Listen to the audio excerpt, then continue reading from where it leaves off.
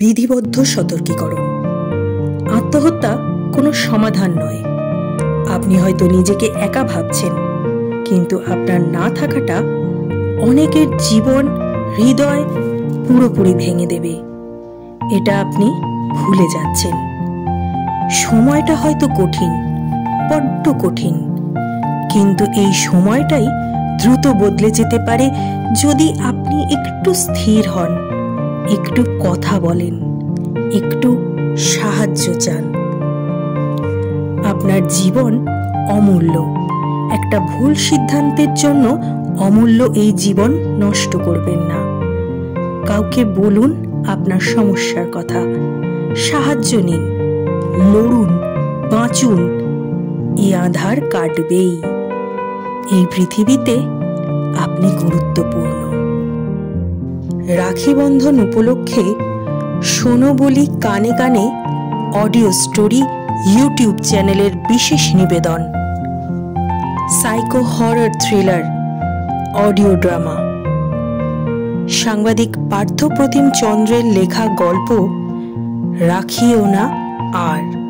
গতকাল আপনারা শুনেছেন এর প্রথম পর্ব, আর আজ রইল দ্বিতীয় তথা শেষ পর্ব।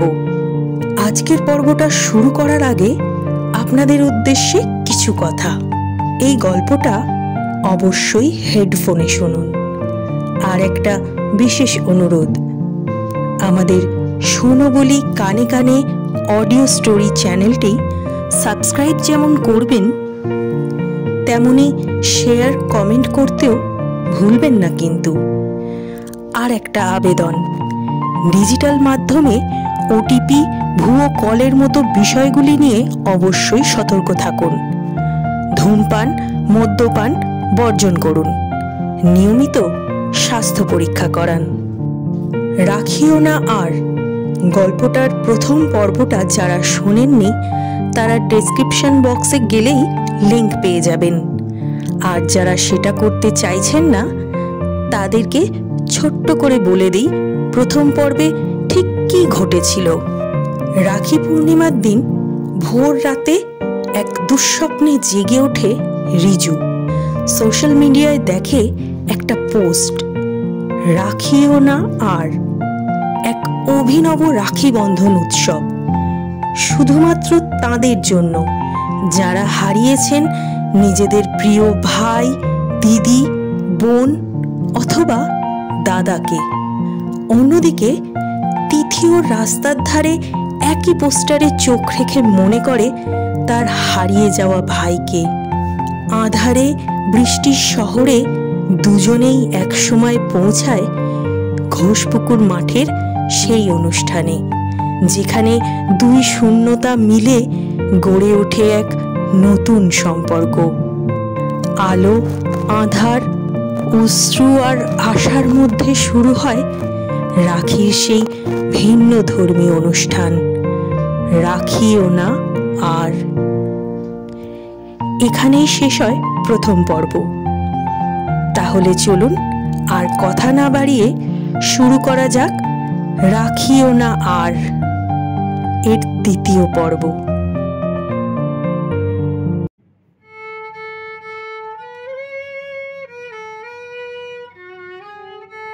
আপনাদের অসংখ্য ধন্যবাদ এই অনুষ্ঠানে হাজির থাকার জন্য। এত হারানোর মাঝে যে এরকম সুন্দর একটা অনুষ্ঠান হবে সত্যি বলতে গিয়ে আমরা কেউ ভাবতে পারিনি।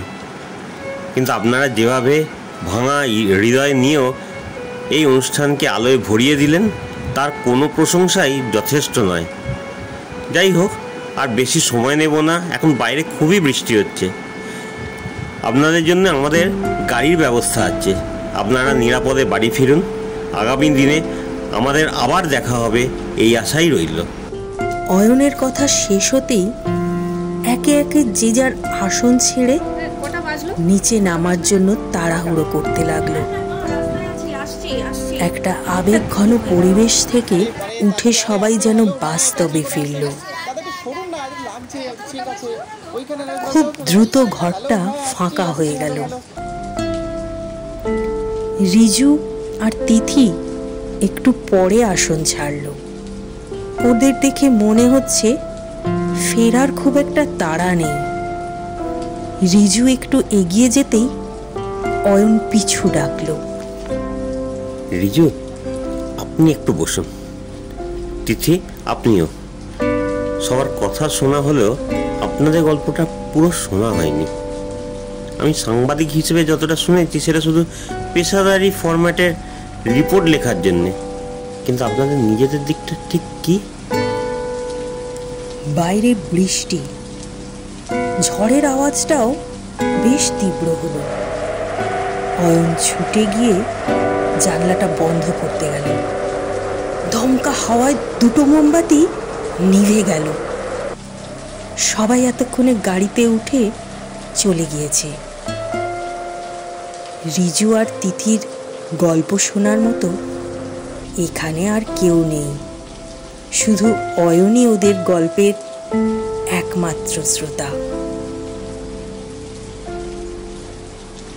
পুরো ফাঁকা ঘরে তিথি এবার নিজের কথা বলতে শুরু করলো। আমি তিথি সমাদ্দার, কসবায় থাকি। আমার বাবা, মা, ভাই আর আমায় নিয়ে সুন্দর একটা সংসার ছিল। সুন্দরটা অতীত হয়ে গেল আমারই জন্য। আমি যদি একটু ভুল না করতাম, যদি সেদিন আমাদের জীবনে সব কিছু ঠিকই চলছিল। ভাইয়ের মাধ্যমিক পরীক্ষা শেষ হওয়ার পর আমরা ঠিক করলাম কাশ্মীরে যাব। সে কি মজা আমাদের! শীতের এক রাতে হাওড়া স্টেশন থেকে মা, বাবা, ভাই আর আমি দারুণ মজা করে আমরা উঠে পড়লাম ট্রেনে। ট্রেনের লম্বা জার্নি, তোমরা দারুণ মজা হচ্ছিল। কিন্তু কুয়াশার কারণে ট্রেনটা মাঝপথে অনেকটা দাঁড়িয়ে থাকলো, প্রায় 12 ঘন্টারও বেশি লেট। আমি কিছুটা অসুস্থ হয়ে পড়লাম। ট্রেনটা এবার ফুল স্পিড নিয়েছে। আমার বমি বমি করতেই ট্রেনের সিট থেকে উঠে এসে টয়লেটের কাছে করিডোরে এসে দাঁড়ালাম, যাতে বমি পেলেই বেসিনটা ইউজ করতে পারি। প্রচণ্ড গরম করছিল।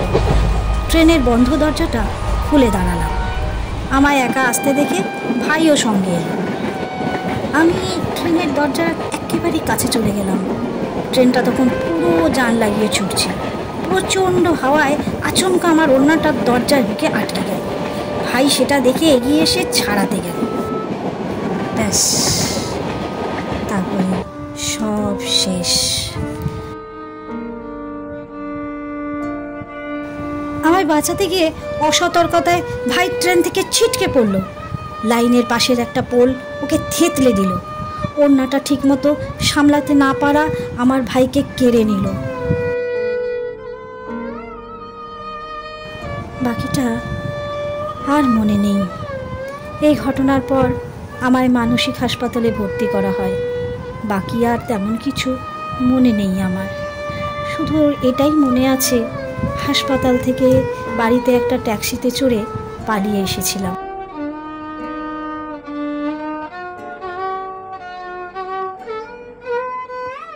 তিথির কথাটা শুনে অয়ন আর রিজু পুরো চুপ করে গেল। ঠিক তখনই বাইরে থেকে নান্টুর গলা শোনা গেল। নান্টু নিচে থেকে বলছে, অয়নদা, ও অয়নদা, সবাই চলে গেছে। আমি অজয় প্রবীর কিছু জিনিস নিয়ে আসছি দোকানে। তুমি নিচে নেমে ফোন করে দিও, একসঙ্গে বাড়ি ফিরবো কিন্তু। অয়ন জানলার সামনে এসে বলল, আচ্ছা ঠিক আছে, তোরা যা, আমি নিচে নেমে তোদের ফোন করছি। অয়ন ফিরে এসে রিজুকে বলল, রিজু, এবার তুমি তোমার কথা শুরু করো ভাই। আমার জীবনের গল্পটা তিথি দিদির চেয়ে কম বেদনার নয়। সেদিন আমার দিদি কলেজ থেকে সোজা কোচিং ক্লাসে চলে গিয়েছিল। খুব বৃষ্টি পড়ছিল সেদিন। শহর জুড়ে রাস্তায় হাঁটু জল। মা বাবা আমায় বলল গোলপার্কে কোচিং ক্লাস থেকে দিদিকে বাড়ি নিয়ে আসতে। আমি বাইক নিয়ে বেরিয়ে পড়লাম। জল পেরিয়ে যখন দিদির কাছে গেলাম, তখন আমায় দেখে আটকে উঠে বলল, না ভাই না, তুই তো জানিস আমার বাইকে উঠতে খুব ভয় লাগে। আমি যাব না, আমি আমি রেগে গিয়েছিলাম। এখন সব জায়গায় বাস বন্ধ, মেট্রো অনিয়মিত হয়ে গেছে, অটো চলছে না, আর তুই এখন এইসব বলছিস? এখান থেকে এত দূর বাইক ছাড়া যাবি কি করে? উঠে পড় বলছি। আমি বাইকে সবাই চড়ছে, সবাই মরে যাচ্ছে নাকি? জানিস ভাই কেন এরকম করছিস? দিদি অনেক অনিচ্ছা সত্ত্বেও বাইকে চড়েছিল, তবে বাইকে উঠে রাগে আমার সঙ্গে একটা কথাও বলেনি। যে ভয়টা দিদি পেয়েছিল সেটাই সত্যি হয়েছিল। মৃত্যুটা ঘাপটি মেরে লুকিয়েছিল বাইপাসের ধারে। আমার বাইকটা যখন বাইপাসে উঠল, বেশ গতিতেই চলছিল, পিছন থেকে একটা ট্রাক ধাক্কা দিয়ে আমাদের ফেলে দিল। দিদি মাথায় এত জোরে ধাক্কা খেলো, স্পটেই মারা গেল। আমায় হাসপাতালে ভর্তি করতে হয়েছিল। জীবনে বেঁচে ফিরি ঠিকই, কিন্তু সেদিন দিদির বাইকে উঠতে না চাওয়ার আকুতিটা যতবার মনে পড়েছে ততবার নিজেকে খুনি মনে হয়েছে। আমি আমার দিদিকে মেরে ফেলেছি। I killed my sister. এই সত্যিটা আমায় আজীবন বয়ে বেরিয়েছে, বয়ে বেড়াবে, তা আমি জানি। সব কথা শোনার পর অয়ন শেষে বলল, তাহলে চলো এবার ফেরা যা। আমার বন্ধুরা আবার ডাকাডাকি শুরু করবে। তোমাদের আর ডিস্টার্ব করবো না, তোমরা শান্তিতে থেকো। তোমাদের এভাবে ডেকে আনার জন্য আমি দুঃখিত। আমি এটা কেন করলাম আশা করি তোমরা বুঝবে। ক্লাবের তালা বন্ধ করে অয়ন আর তার 5 বন্ধু মিলে বাড়ি ফেরার রাস্তা ধরল। তার আগে রাখিও না আর লেখা পোস্টারটা ক্লাবের ভেতর রেখে দিল ওরা। ওটা আবার পরের বছর কাজে লাগবে। অয়ন ওর বন্ধুদের ধন্যবাদ জানিয়ে বলল, চ বাড়ি ফেরার আগে একটু পুকুরের পাশটায় বসে সারাদিনটা ঝালিয়ে নেওয়া যাক।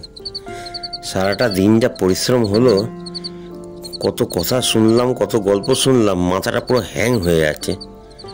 চল একটু আড্ডা মেরে তারপর বাড়ি ফিরি।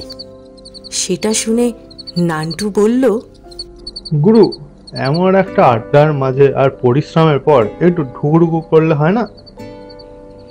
নান্টুর কথা শুনে অয়ন হেসে ফেলল। হাসতে হাসতেই বলল, এমনিতে মদ স্বাস্থ্যের পক্ষে ক্ষতিকারক ঠিকই, কিন্তু এই আবহাওয়ায় তোর প্রস্তাবের পক্ষে না থাকলে ধনী ভোটে হেরে যাব রে। নান্টুর সঙ্গে বাকি সবাই হই হই করে বলে উঠল, 3 cheers for Oil Mojumdar! Hip hip whiskey! 3 cheers for Oil Mojumdar! Hip hip whiskey!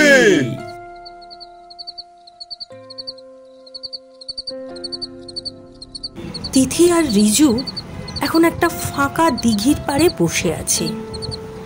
ওরা যেখানে বিশেষ রাখির আয়োজনে এসেছিল সেখানেরই একটা বড় পুকুর বা দিঘি হবে, তার ধারে ওরা বসলো। জায়গাটা জঙ্গল মতো, দূর থেকে দেখলে ওদের দেখে ভয় লাগবে। রিজু, তুমি এখনো কাঁদছো?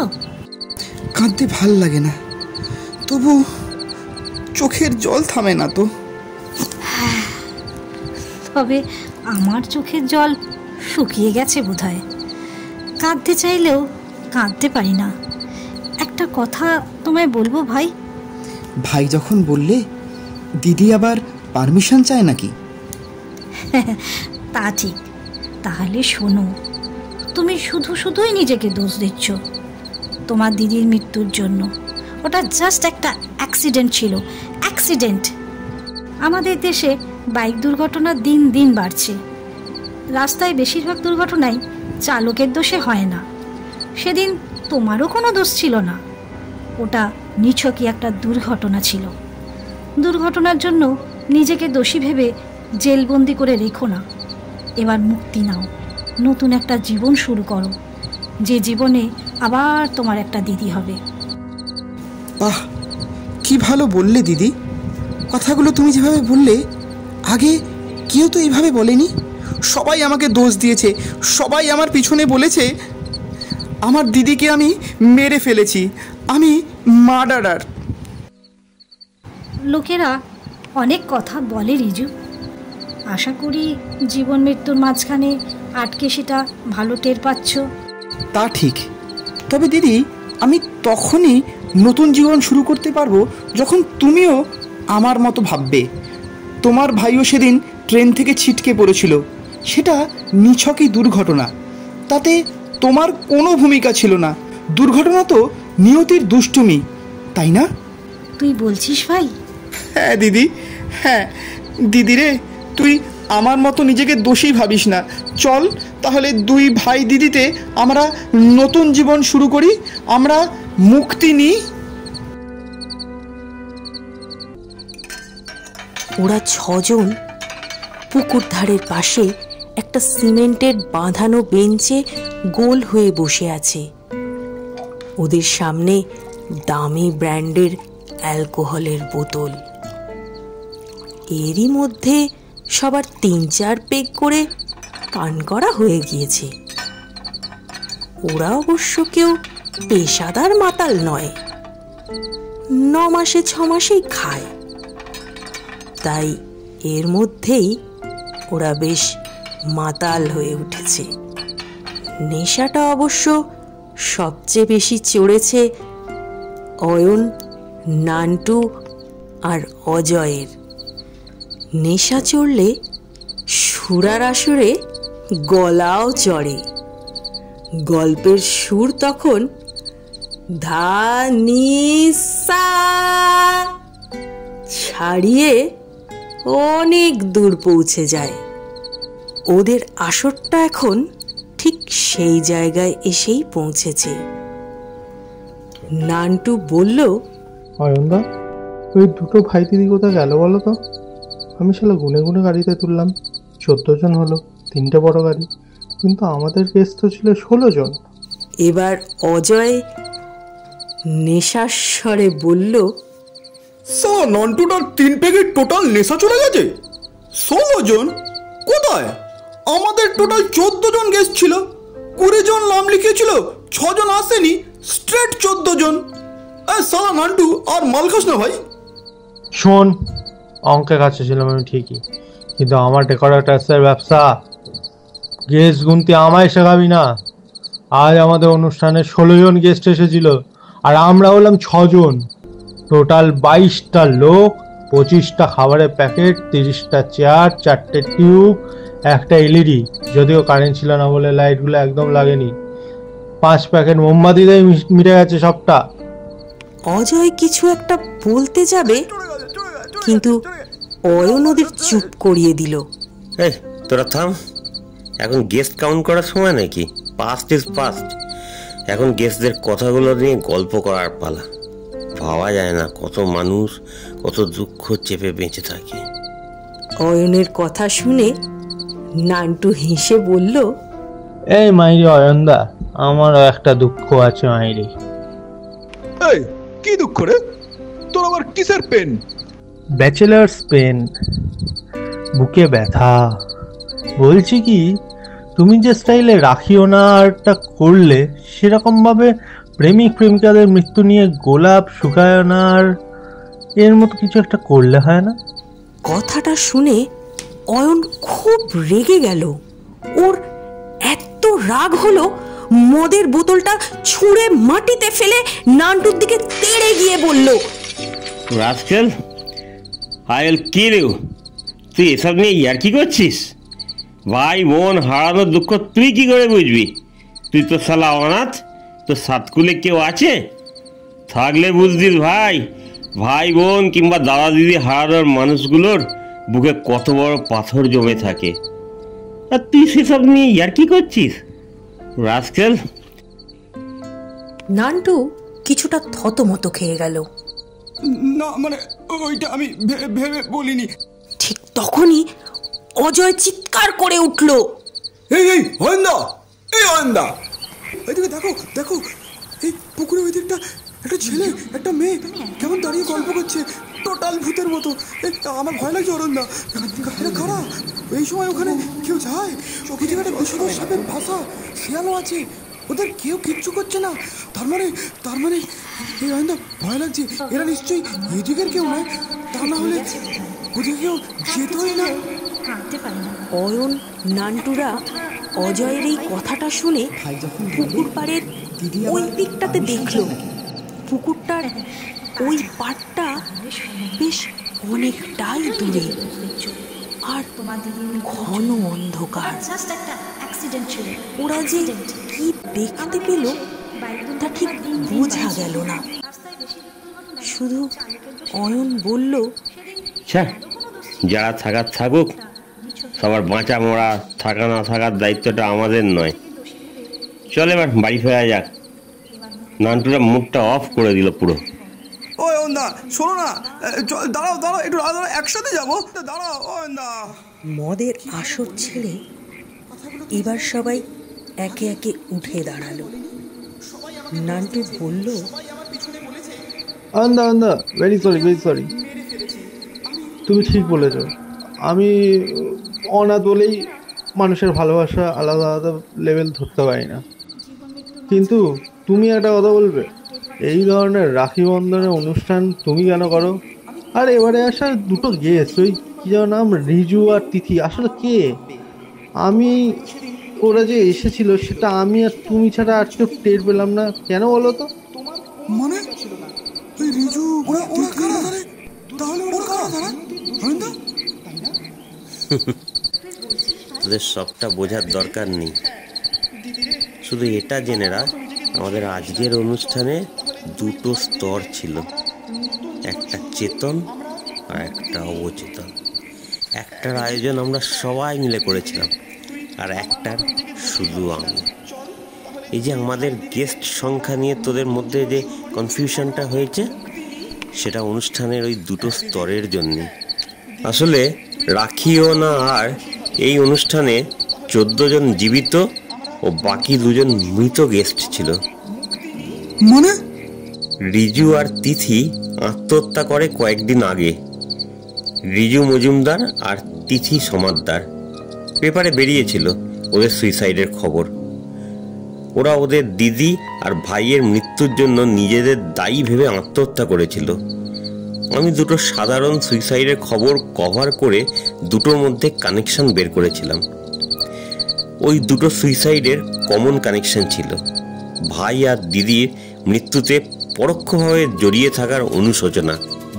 তারপরই ঠিক করি ওদের ডিজিটাল প্ল্যানচেট করে ডাকবো। এটা আমি হালে শিখেছি। ডিজিটাল প্ল্যানচেট নিয়ে পড়াশোনা করে 2-1টা কেসে সফল হয়েছিলাম, কিন্তু এটা বুঝেছিলাম ডিজিটাল দুনিয়ায় যোগাযোগ যতটা সহজ হয়, সংযোগ ততটা নয়। তাই মৃত ভাই রিজু আর মৃত দিদি তিথিকে মুখোমুখি করাতেই হাজির করলাম এই আসরে। তোরা পুরো অনুষ্ঠানটা মনে করলে বুঝবি রাখিও না আরে প্যারালালি দুটো ঘটনা ঘটেছিল। এই বন্ধন শুধু প্রথমটা সশব্দে দাদা বোন হারানো জীবিতদের নিয়ে, আর দ্বিতীয়টা নিঃশব্দে দিদি ভাই হারানো 2 মৃতদের নিয়ে। নেশার ঘোরে অয়ন তাড়াতাড়ি এত কিছু বলে ফেলে বাড়ির দিকে হাঁটা লাগালো। বাকিরা সবটা ভালোভাবে বোঝার আগেই ও কার্যত উধাও হয়ে গেল সেখান থেকে। কেউ ওকে আর পাল্টা কোনো প্রশ্ন করতে পারল না। আসলে অয়ন একজন সাংবাদিক। 2 দিনের মধ্যে শহরের 2 প্রান্তে একটি মেয়ে ও একটি ছেলের সাধারণ আত্মহত্যার ঘটনা কভার করে ও একটা মিল খুঁজে পেয়েছিল। হাতিবাগানের বাড়িতে গলায় দড়ি দিয়ে আত্মহত্যা করেছিল রিজু মজুমদার, আর শহরের কোনো এক উড়ালপুলে চলন্ত ট্যাক্সি থেকে ঝাঁপ দিয়ে সুইসাইড করে মারা গিয়েছিল কসবার তিথি সমাদ্দার। দুজনের এই আত্মহত্যার কারণটা ছিল তাদের দিদি আর ভাইয়ের মর্মান্তিক মৃত্যু নিয়ে চরম হতাশা আর অনুশোচনা। ওরা দুজনেই ওদের দিদি আর ভাইয়ের মৃত্যুর জন্য নিজেদের দায়ী করে সুইসাইড করেছিল। এই খবরটা তখন কোনো নিউজ পেপার বা টিভিতে বের হয়নি। একমাত্র রিপোর্টার অয়নই ফলো আপ করে সবটা বের করে। তখন থেকেই সে ঠিক করে একটু অভিনব কায়দায় প্ল্যানচেট করে তিথি আর রিজুকে ডাকবে। সেটাই হয়েছিল এতক্ষণ। অয়ন যখন বাড়ি ফিরল তখন বেশ রাত হয়ে গেছে। এত বড় বাড়িটাতে ও অবশ্য একাই থাকে। নেশা করা পায়ে টলতে টলতে বাড়ি ফিরে সোজা নিজের ঘরে চলে গেল। তারপর ফুঁপিয়ে ফুঁপিয়ে কাঁদতে কাঁদতে নিজের মরা দিদির ছবিতে একটা রাখি পরিয়ে দিল। ওর দিদি বিয়ের পর স্বামী আর শ্বশুরবাড়ির লোকেদের অত্যাচারে গায়ে আগুন দিয়ে আত্মহত্যা করেছিল। অয়ন নিজে ওর স্যারের সঙ্গে দিদির সম্পর্কটা করিয়ে দিয়েছিল। বাড়ির লোকের মতের বিরুদ্ধে গিয়ে দিদিকে বুঝিয়ে বিয়েটা দিয়েছিল। সেই বিয়েটাই যে শেষ পর্যন্ত কাল হলো। রাখির দিনটা এলে অয়ন নিজের সেই মস্ত বড় ভুলটার প্রায়শ্চিত্ত করতে চায়। প্রতি বছর রাখিও না আর এই আয়োজনটা সেই প্রায়শ্চিত্তের জন্যই। অয়ন এখন খাটের ওপরে হেলে পড়েছে। ওর গলাটা কাঁপছে। একবার একটু হাসছে আর পরক্ষণেই কেঁদে উঠছে। যেন অনুষ্ঠান শেষের ঘোষণা পড়ার ভঙ্গিতে সে বলে উঠল, আপনাদের সবাইকে অসংখ্য ধন্যবাদ আজকের এই রাখির অনুষ্ঠানে হাজির থাকার জন্য। রাখির দিনটা শুধু বেঁচে থাকা ভাই বোনদের জন্য নয়, এই দিনটা তাদেরও জন্য যারা হারিয়েছেন সব কিছু। অনেক দিদি আছে যারা আজ আর ভাইয়ের হাতে রাখি বাঁধতে পারেন না।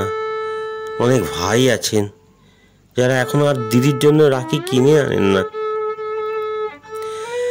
আজকের এই অনুষ্ঠান তাদের জন্য, তিথি, রিজু, আমার দিদিদের জন্য। আজকের রাতটা, এই বৃষ্টি ভেজা রাতটা ওদের জন্যই।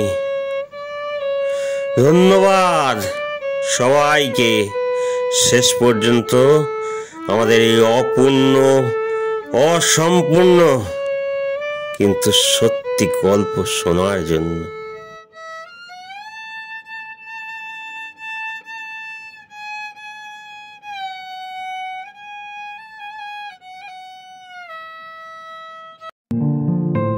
যুদ্ধ, হিংসা, দুর্নীতি আর স্বার্থপরতায় আচ্ছন্ন এই সমাজে ভ্রাতৃত্ব, আস্থা আর বিশ্বাসের বন্ধন যেন মজবুত হয়, সেটাই হোক আমাদের সকলের কামনা। আপনারা এতক্ষণ শুনছিলেন রাখি বন্ধন উপলক্ষে আমাদের বিশেষ নিবেদন সাইকো হরর থ্রিলার রাখিও না আর। এখানেই শেষ হলো।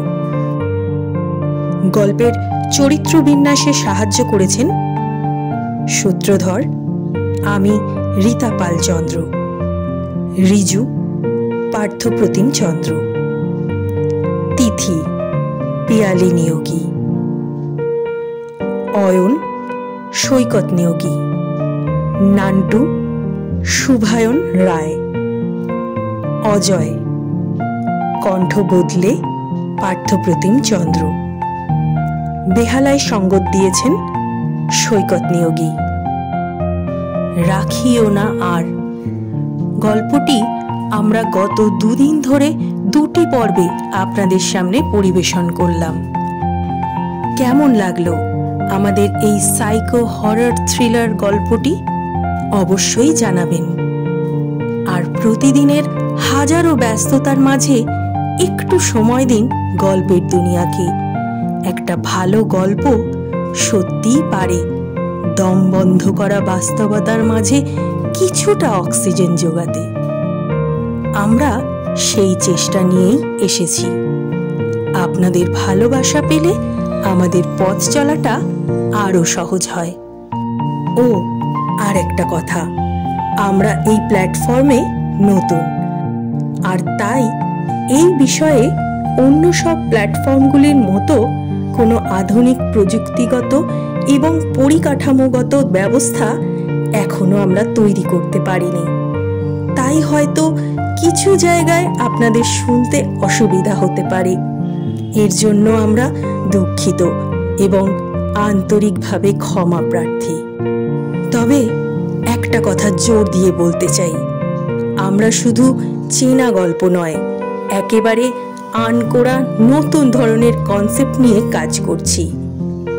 জানি কাজটা খুব একটা সহজ নয়, তবুও বিশ্বাস করি নতুন পথ না খুঁজলে গল্পের জগতও একঘেয়ে হয়ে পড়ে।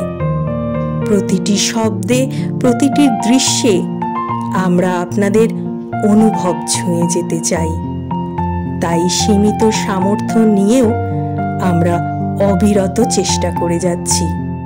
আপনারা আমাদের পাশে থেকে লাইক, শেয়ার, কমেন্ট আর সাবস্ক্রাইব করে আমাদের এই যাত্রায় সাথী হন। কথা দিচ্ছি নিরাশ হবেন না। তাহলে আজ আসি। অনেক কথা হবে, গল্প শোনা হবে। শোনো বলি কানে কানে, অডিও স্টোরিতে। কারণ কান পাতলেই গল্প গুজব। ধন্যবাদ।